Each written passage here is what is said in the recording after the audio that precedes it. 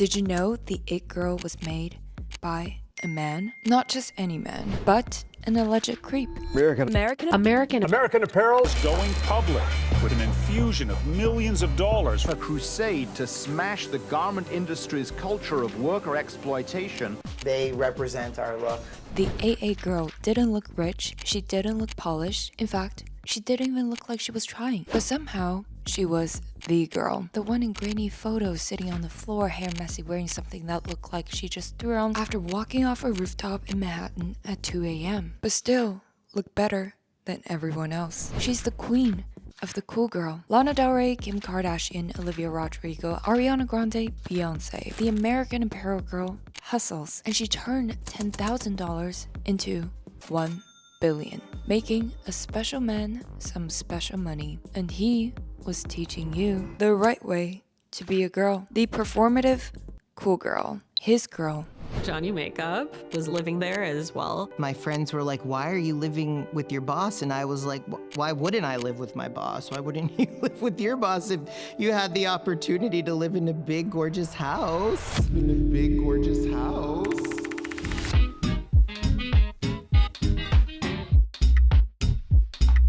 I made it very clear for him to stop. I said, no, please don't touch me. If girlhood ever had a dictionary, it'd be every girl on Tumblr, Pinterest, Instagram, and Brandy Melville or American Apparel. Every it girl from Taylor Swift, Ariana Grande, Lana Del Rey, Selena Gomez, Rihanna, and unlucky for Zoe, she never got her American Apparel tennis skirt. Major FOMO. In girlhood, the brand you wear is not simply a fashion statement. It's a badge of status. It is your identity. And the American Apparel AA girl, she was effortlessly desirable. But nothing is a coincidence. It's all marketing by a man. I'm beautiful, all right? Sex is beautiful. Sluts are beautiful. You know what?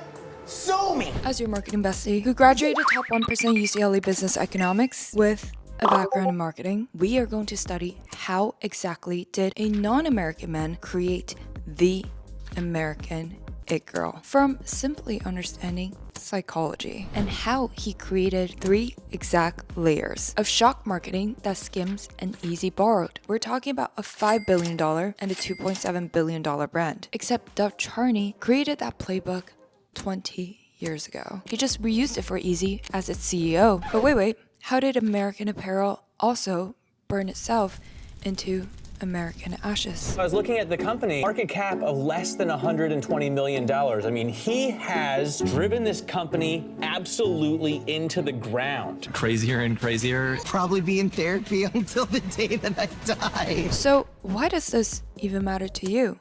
Well, whether you're American or not, a brand is not about slapping a name on the t-shirt. It's how your future college, future boss, future boyfriend sees you. And yes, you have one. I'm creating this series to analyze pop culture brands from a marketing perspective and thought my notes might be helpful to you. And what might help you more, whether or not you have a demanding boss like Charney. Here, a f***ing disaster. Find out and figure it out. Is turning your ideas into visuals instantly. Yes, instantly, using Gamma. Whether you're a student, marketer, or just someone who likes to work smarter, you can painlessly design anything by just describing your vision. Complex presentations, any type of graphics, logos, illustration, website, you name it. The smartest people already use Gamma, aka over 70 million users and 40,000 teams with over 1 million presentations, sites, docs created in Gamma every day. Because instead of following boring templates, you can create anything. For example, this deck about American Apparel's marketing, made in just a few steps. Open Gamma, write a prompt, generate visuals, pick a visual, done. And now Gamma Imagine is available to all Gamma users for 30 days. So click the link in the description to try it for free to keep our community small to ambitious people who want to understand pop culture through a smarter branding perspective. Please do not subscribe if you're not ready to expand your mind. Let us begin the lore with a non-American boy. What's the key to success? Passion. That's it? That's it. American Apparel 1.0. It was the mid-2000s. Facebook was the hot new thing. The company was called American Apparel.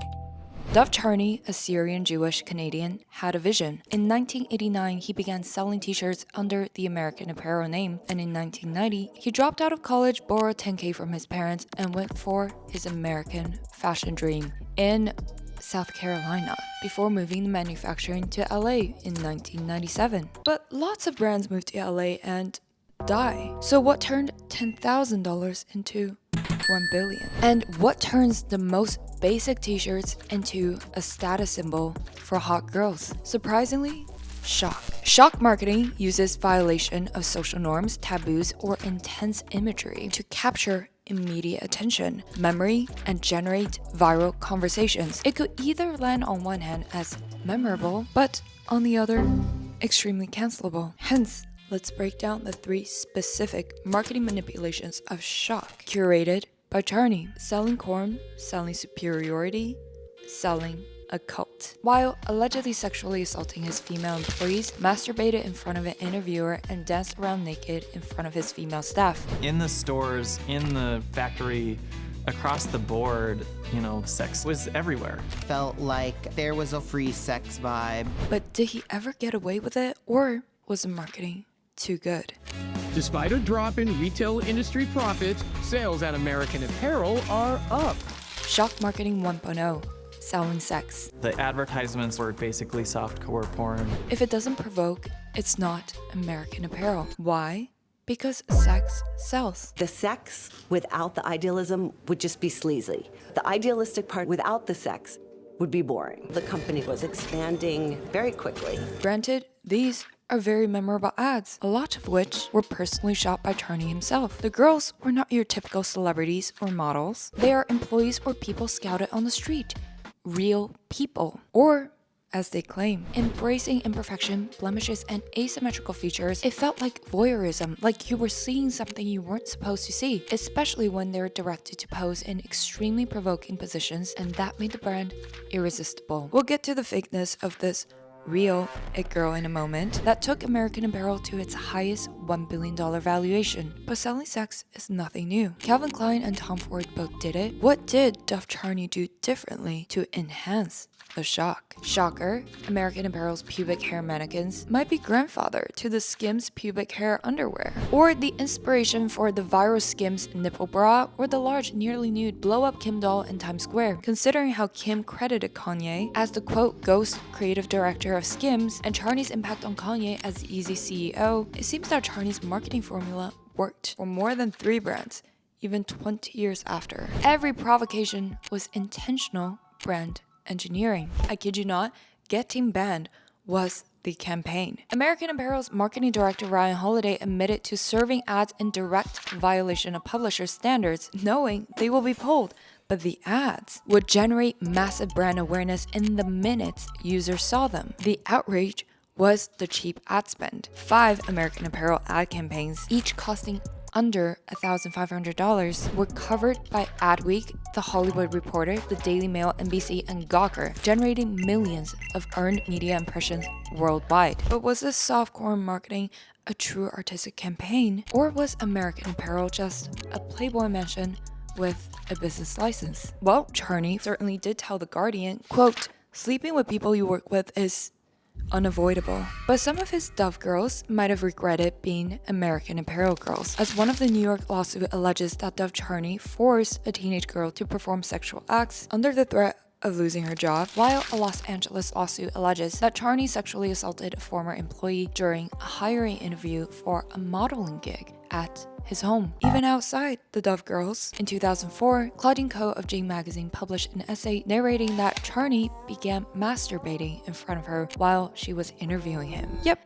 that's who made the it girl of an era. But that's Dov Charney, not American Apparel, right? How did they become so synonymous to have such a high keyman risk? Widely condemned for its latest campaign. This, by the way, is not American Apparel's first controversial ad. Well, we have to remember, at one point, Dove was seen as this god of retail and manufacturing, and he truly was an innovator because of shock marketing 2.0, selling superiority. The Dove girl, they have that responsibility because of the way they look. The American Apparel girl never tries. She's just it. Instead of sweatshop H&M, you buy something ethically made in LA. Instead of the heavy maximalist Von Dutch mainstream BS, you wear American Apparel, basic, solid colors. It was shocking how plain it is. It's clean. It's different. Everything screams, I'm not like the other girls. I'm better. The it girl casting of everyday looking people created the illusion this could be you. It's the brand identity of attainable aspiration. But this wasn't random. They consistently chose girls who fit a very specific version of natural. Thin, youthful, conventionally attractive, just styled down. And of course, available for Chinese lens. But critics challenged. These aren't just random, quote-unquote, real people. Quote, it's a lie. American Apparel's gaggle of utterly conventionally beautiful and slender women are not factory workers. Many are really professional models, and some are adult film stars and actresses. But nobody knew. Everyone wanted to be an American Apparel girl. In addition to the sexiness, American Apparel positioned itself as anti-fashion, anti-corporate, anti-polish. The ads had awkward angles, flash photography, slightly uncomfortable poses. It felt like a mistake, like nobody was trying, while knowing damn well. Each model was carefully selected, style, positioned, wearing no makeup. Of course, the pygmy was created by a man. But because she looks so unpolished, people assume it's honest. American Apparel tapped into people's deep desire for a superior identity. Charney understood psychology. And to fully capitalize people's performative desires, of course, involves shock marketing 3.0, selling cult.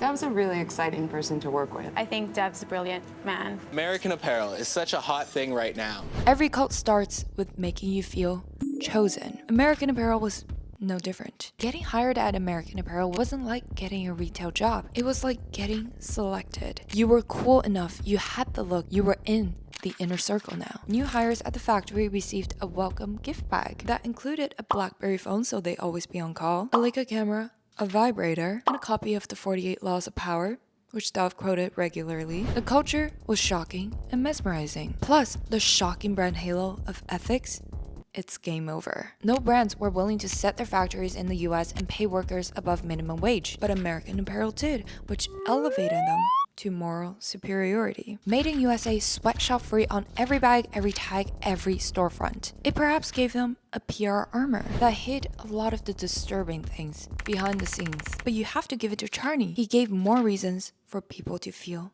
superior. You weren't just buying a bodysuit to look hot. You were making a statement. You weren't just working at a place with hot people. You were making a statement. Everyone wanted to be there. Every employee was hand-selected for their look. Potential employees were required to include photographs with their applications, and Charney reportedly approved each one personally. It's textbook cult behavior. The leader's approval is everything. Keep them so busy they have no outside life. That's how you own people. If there was a 40-hour week, it was because you were sick. No one was working that little. Weekly company conference calls with hundreds of employees featured a recurring segment called Fool of the Week, where Charney would publicly call out and humiliate anyone who had underperformed.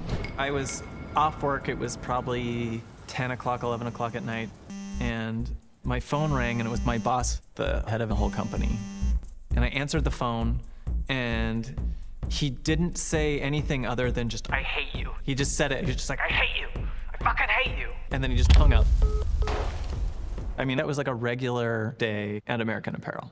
But the downfall of American Apparel was perhaps it was run too much like a cult. A cult without a cult leader is like a chicken without its head. Charney may have understood psychology, but he forgot that even though he got away with allegedly masturbating in front of an interviewer, sexually harassing his Dove girls, getting a sex slave lawsuit, eventually some rules do apply. I made it very clear for him to stop. Have you ever sexually harassed an employee? No. Whether it was a scheme or not to ride on the Me Too movement and kick him out of the company, we'll never know. But financially speaking, the negative branding association with Dove Charney that became synonymous with American Apparel as its ultimate charming great leader began to show, with $50 million net income in 2007 to a $106 million loss in 2013. He has driven this company absolutely into the ground. This once $1 billion valuation of an It Girl brand sold to Gildan at a small fraction at $88 million.